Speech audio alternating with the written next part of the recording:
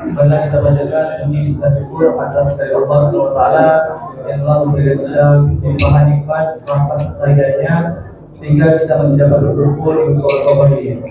Selanjutnya, salawat dan salam kita sampaikan kepada Nabi Baginda besar Nabi Muhammad SAW dengan mengucapkan Allahumma shalli ala sayyidina Muhammad wa ala sayyidina Muhammad. Sebelum kita lanjut kepada acara, marilah sama-sama kita mengucapkan basmalah. Bismillahirrahmanirrahim.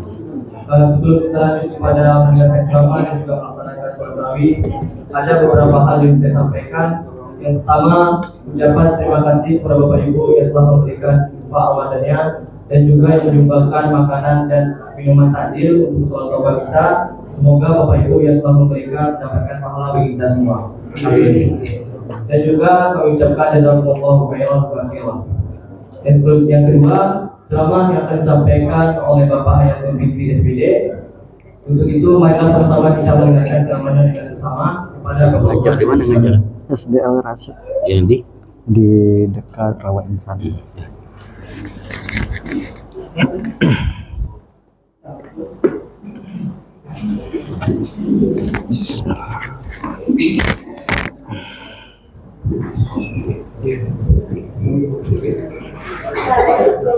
Bismillahirrahmanirrahim. Assalamualaikum warahmatullahi wabarakatuh.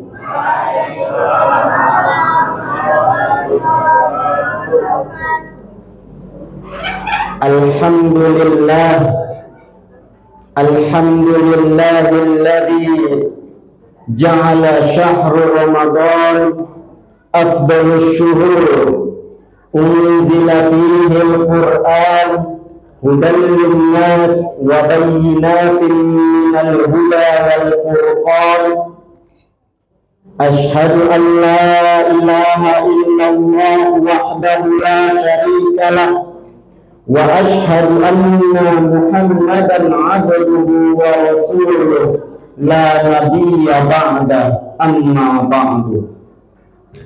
Yang saya hormati bapak-bapak, ibu-ibu, alim ulama, cerdik, pandai, tokoh masyarakat yang besar tidak bisa saya sebutkan gelarnya satu persatu, dan yang kecil tidak dapat saya sebutkan namanya satu persatu. Semoga kita selalu dalam lindungan Allah Subhanahu wa ta'ala dan selalu dilimpahkan oleh rahmat Allah Subhanahu wa ta'ala. Amin ya rabbal alamin. Bersyukur kita kehadirat Allah Subhanahu wa ta'ala yang telah memberikan kepada kita nikmat yang begitu banyak. Andaikan kita ingin menghitung nikmat yang telah diberikan oleh Allah tersebut, maka kita tidak akan pernah dapat untuk menghitung nikmat-nikmatnya. Wa in ta'uddu ni'mat Allah la tuhsuha. Andaikan engkau ingin menghitung nikmat-nikmat Allah, maka engkau tidak akan pernah dapat dan tidak akan pernah bisa untuk menghitungnya. Salah satu contoh dari nikmat yang diberikan oleh Allah kepada kita pada saat sekarang ini ada dua nikmat, yang mana dua nikmat ini sering dilalaikan oleh manusia. Apa dua nikmat tersebut? Dua nikmat tersebut adalah nikmat kesehatan dan nikmat kesempatan. Berapa banyak bapak-bapak, ibu-ibu, manusia di muka bumi ini yang diberikan oleh Allah dua nikmat tersebut, tetapi tidak ia gunakan dua nikmat tersebut untuk hal yang bermanfaat. Tidak ia gunakan dua nikmat tersebut untuk mendekatkan dirinya kepada Allah. Ironinya, banyak dari manusia sekarang ini yang diberikan oleh Allah dua nikmat tersebut, tapi ia gunakan dua nikmat tersebut untuk hal yang tidak bermanfaat, berpesta pora, berhura-hura. Lebih parahnya lagi, ia gunakan dua nikmat yang diberikan oleh Allah tersebut untuk bermaksiat kepada Allah Subhanahu wa taala. Na'udzubillah, tsumma na'udzubillah. Nah, kita sebagai seorang muslim yang menginginkan ketakwaan kepada Allah, maka hendaknya kita gunakan nikmat-nikmat yang telah diberikan oleh Allah ini untuk ta'abbud dan taqarrub, beribadah kepada Allah dan mendekatkan diri kita kepada Allah Subhanahu wa taala. Bersalawat kita ke haribaan Nabi besar Muhammad sallallahu alaihi wasallam dengan melafazkan Allahumma salli ala sayyidina Muhammad wa ala ali sayyidina Muhammad. Assalamu alayka ya Rasulullah, assalamu alayka ya Habibullah. Semoga dengan senantiasa kita memperbanyak salawat kita kepada Rasulullah, kita mendapatkan syafaat di hari akhir kelak. Amin ya rabbal alamin. Ma'asyiral muslimin wal muslimat, sidang jamaah salat tarawih rahimakumullah. Juga kita pada malam hari ini seperti yang ditetapkan oleh MDI, Majelis Dakwah Islamiyah Kota Pekanbaru, adalah haram membuka aurat. Kalau berbicara tentang aurat, bapak-bapak, ibu-ibu, ini lebih ditekankan kepada para ibu-ibu remaji sekalian. Mengapa demikian? Karena kalau laki-laki ini sedikit auratnya, ibu-ibu, tapi kalau perempuan hampir seluruh tubuhnya merupakan aurat. Nah, untuk apa Allah yakni tidak melarang kita untuk membuka aurat, apalagi terkhusus bagi perempuan? Ini adalah untuk mengangkat derajat perempuan itu sendiri, untuk menjaga kesucian perempuan itu sendiri. Islam adalah agama yang sempurna. Makanya selaku agama yang sempurna, maka seluruh aspek dalam kehidupan seorang muslim dan muslimah diatur di dalam Islam, termasuklah tentang aurat ini.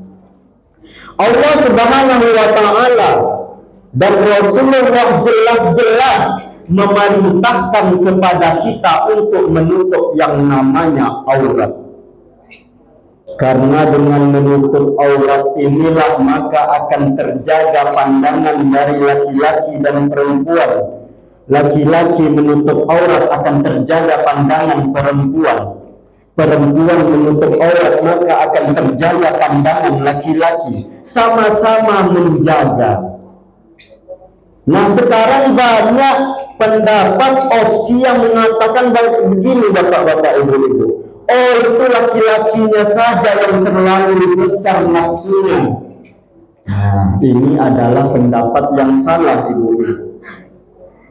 Yang namanya laki-laki kalau seandainya tidak dipancing, maka dia tidak akan mengapa, bapak-bapak, ibu-ibu.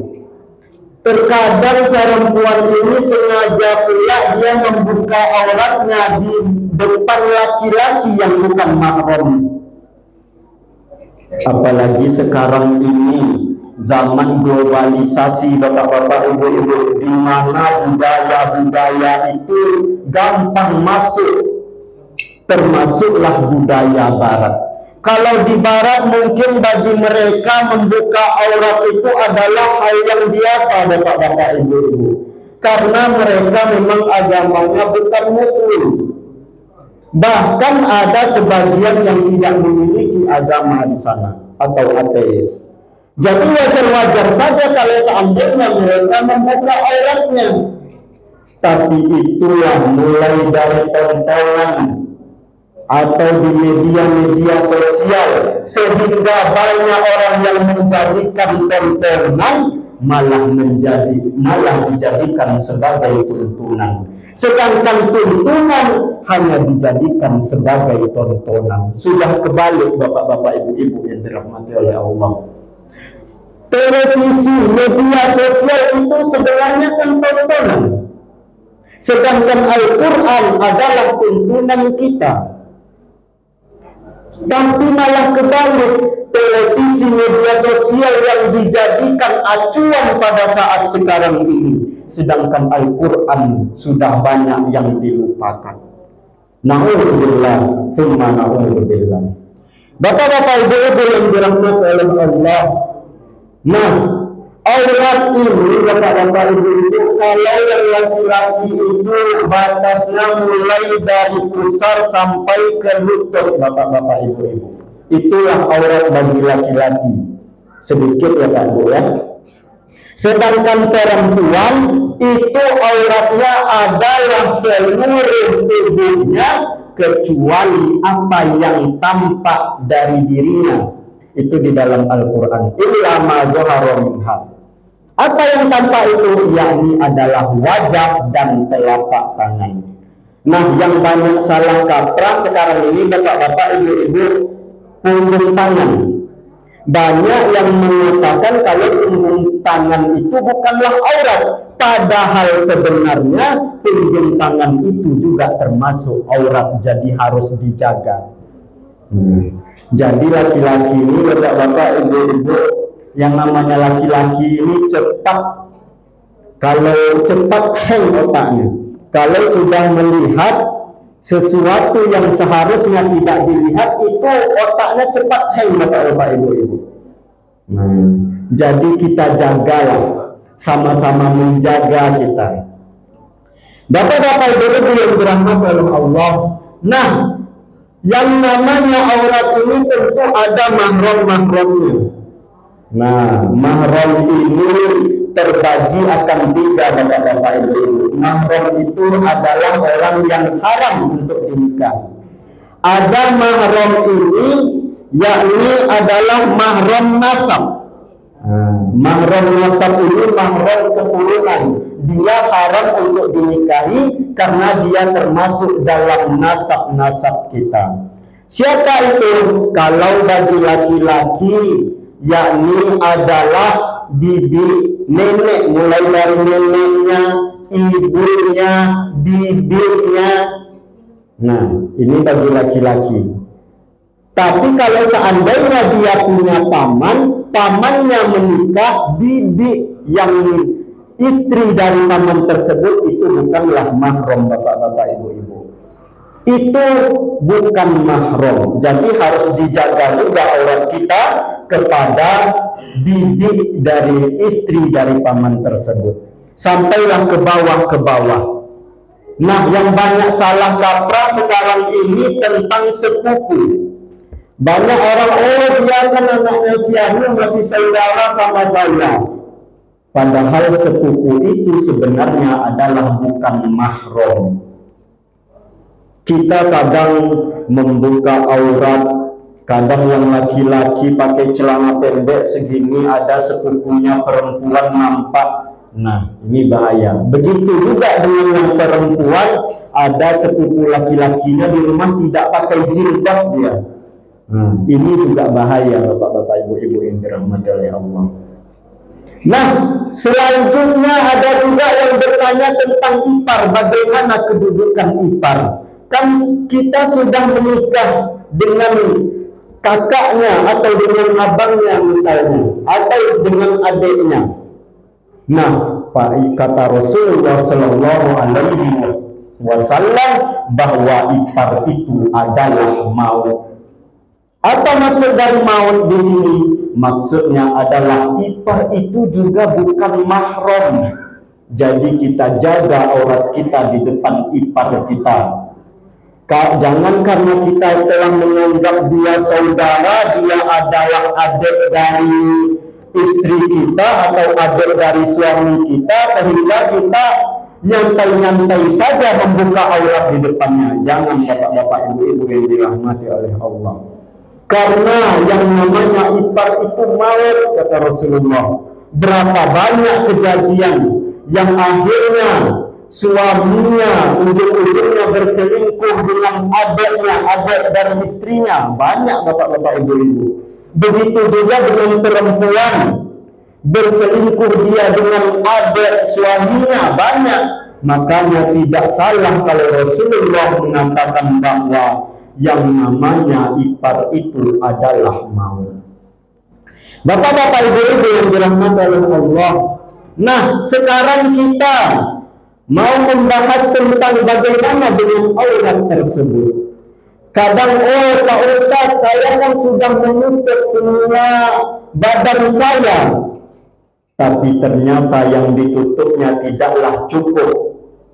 Rasulullah Shallallahu Alaihi Wasallam pada saat itu pernah diajak ke neraka, dan di neraka ia melihat dua golongan yang tidak pernah ia lihat sebelum. Salah satunya adalah yakni seorang dia menutup auratnya memang, tetapi dia berpakaian seakan-akan dia telanjang. Apa maksudnya di sini? Dia memang berpakaian tapi leputan tubuhnya nampak. Auratnya mungkin ditutupnya, tapi secara tidak sengaja dia telah mempertontonkan auratnya. Banyak sekarang pakaian-pakaian yang seperti itu, bapak-bapak, ibu-ibu yang dirahmati oleh Allah. Ironisnya lagi, orang yang memakai jilbab dalam itu malah dihina, malah dicaci, malah dicari kesalahannya. Sedangkan orang yang menutup aurat nyantai-nyantai saja, tidak diapa-apakan. Ini yang ironi, bapak-bapak, ibu-ibu yang dirahmati oleh Allah. Orang yang menutup aurat bahkan pakai cadar dia malah diejek-ejek, ada ninja.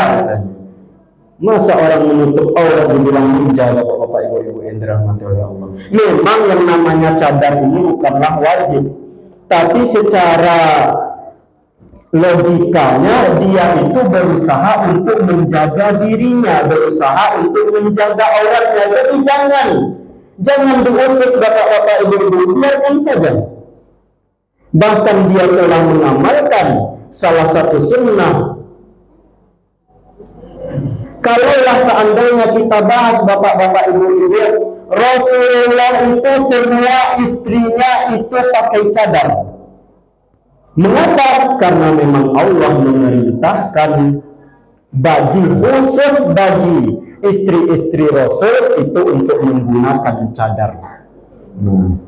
Itu diwajibkan bagi istri-istri Rasul, tetapi bagi umat-umat Rasul yang wanita itu disunnahkan. Begitu bapak-bapak, ibu-ibu yang dirahmati oleh Allah.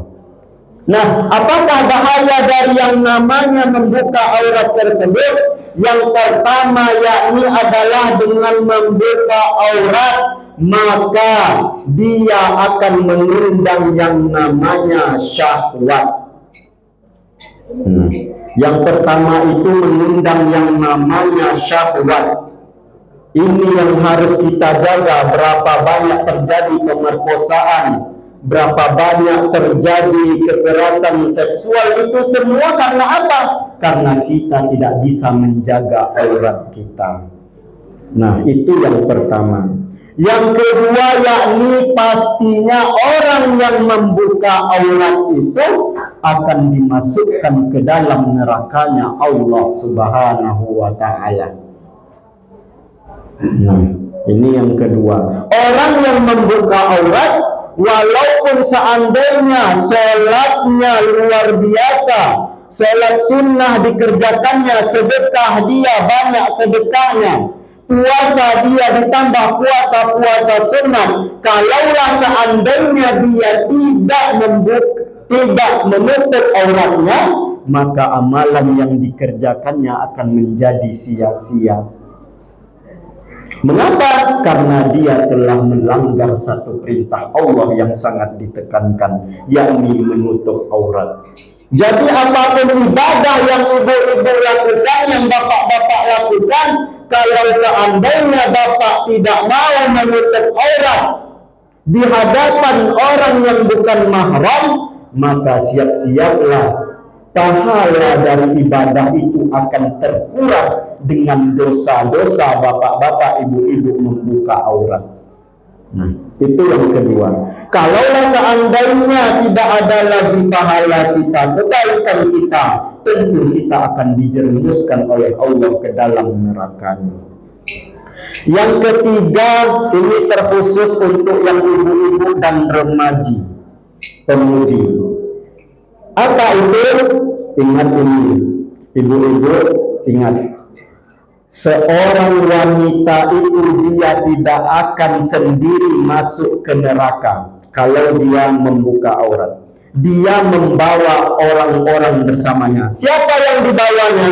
Yang pertama adalah bapaknya. Nah, yang kedua adalah suaminya. Yang ketiga adalah anak laki-lakinya. Jadi hati-hati ibu-ibu, jangan sampai gara-gara ibu terjerumuslah 3 laki-laki yang ibu-ibu cintai ke dalam neraka. Nah, itulah bahayanya membuka aurat tersebut. Bukan cuma ibu saja yang masuk ke dalam neraka, tetapi juga membawa laki-laki yang mahram, baik itu suami, bapak, dan anak laki-laki, dan juga saudara laki-laki kalau seandainya punya saudara laki-laki. Nah, itulah bahayanya. Maka oleh karena itu, marilah kita sama-sama menjaga aurat kita, karena dengan menjaga aurat inilah maka akan terhindar kita dari yang namanya kejahatan. Terkhusus untuk ibu-ibu lebih ditekankan, terhindar dari kejahatan, terjaga kesucian, terjaga martabat, terjaga kehormatan. Dan ingat, al-haya'u minal iman. Malu itu adalah sebagian dari iman. Ini yang sudah mulai hilang pada pemudi, pada perempuan pada zaman sekarang ini. Banyak perempuan zaman sekarang ini yang sudah jelas-jelas dulunya diangkat derajatnya oleh Rasulullah, sekarang malah ia jatuhkan derajatnya sendiri.